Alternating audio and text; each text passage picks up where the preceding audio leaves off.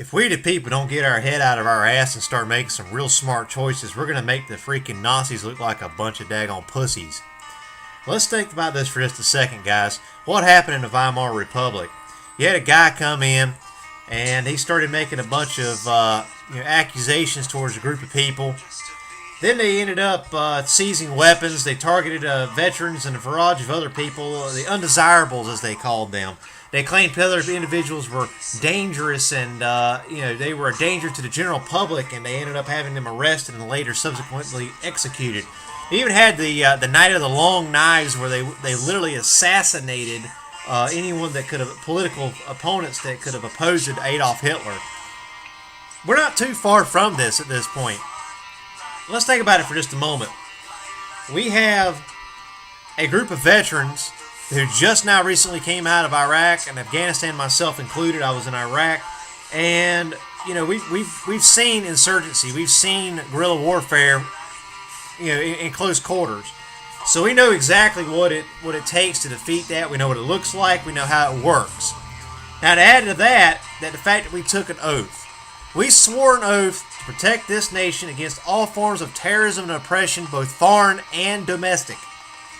Now, the thing is our politicians swore the same exact oath to uphold the Constitution. So did all the law enforcement, our judges, even our local politicians. So why is it they're not doing it? Why is it that things like this red flag law are coming out? Because it's all about control. Our politicians want to control and rule us as a ruler would rule an indentured servant. With these midterm elections coming up, this is our last opportunity to eradicate the idiots and put some people that still actually have brain cells in their head back into these political offices and hopefully change the tide of these events. Because if we don't, we are heading towards a revolution. There's no doubts about that. You guys are going to have to pay special attention to your sheriffs. If you don't know if your sheriffs are going to uphold the Constitution, then get rid of them. Get rid of them right now. Your sheriffs, you go to your sheriff and ask him if he's going to be willing to work with an actual militia. You go to your county commissioners and go, hey, how about a militia? Are we going to be willing to have a militia that answers to you guys? Because that's exactly what it takes. You're going to have a militia, an actual constitutional, well-organized, and armed militia that's going to have to work with the sheriff departments. That's what it's going to take to put the confidence of the law enforcement and the politicians back into the trust of them back into the arms of the people. That's simple. Furthermore, with things like this red flag law going on, if these guys are going to be willing to enforce that red flag law, something that's so obviously unconstitutional because it's violating our 2nd, 5th, 4th, and 14th Amendment, I mean, it can't be any more illegal or unconstitutional or obvious as that. Guess who they're specifically targeting with that red flag law? Us veterans.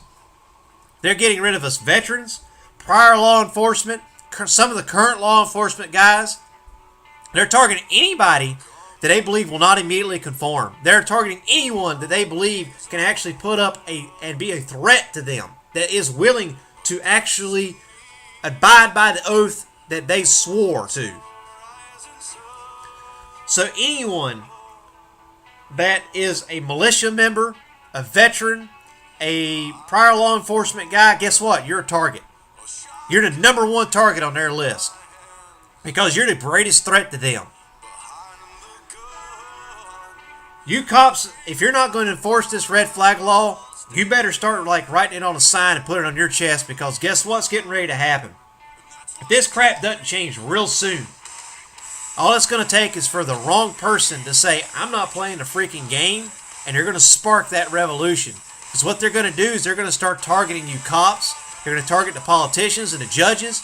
I mean, the people are already so divisive right now and so turned against the politicians and the judges and the court systems and the cops because of the media. It's just a matter of time before it happens. We can't trust anything the media says anymore. What is really going to stop somebody from coming in and killing you? Not a blame thing. Nothing. So if you guys ain't real careful and you don't speak up against things like this, and make it very, very known and very public, you will be the next target. Because eventually, it's going to happen the same way it started happening in Iraq and Afghanistan. These guys decide they don't want it, they're going to conduct political assassinations. They're going to come in and start executing politicians they don't agree with. They're going to execute judges. They'll shoot cops because guess what? You cops are riding around in marked cars, marked uniforms. Even you guys that are in plain clothes are easy as crap to spot because you got a bunch of antennas all over your car. And you're known. Everybody in the area knows you're a cop. You're going to be the first ones to take the hit. You cops are, because unfortunately, you guys are stuck between a rock and a hard place. It's, do I enforce the Constitution or do I enforce this law? If I don't enforce the law, you're going to be hit financially, politically, and legally. But if you do enforce that law, well, guess what? You're pissing off all the wrong people. The very people that we're propping up, us, the prior military, and the militia members are propping up today, will be the ones fighting you tomorrow. So if we don't get our crap together and tell these politicians to go take a freaking hike, and we're not going to let them control us, that they are not from the divine deity, that we the people hold the freaking power, and remind them of that, yeah, you better cool believe it's going to end one of two ways. We're going to have a big fat revolution, and a crap ton of people are going to get killed, or we're going to end up being just like the freaking Weimar Republic and falling into dictatorship, and we're going to make the freaking Nazis look like a bunch of freaking pussies.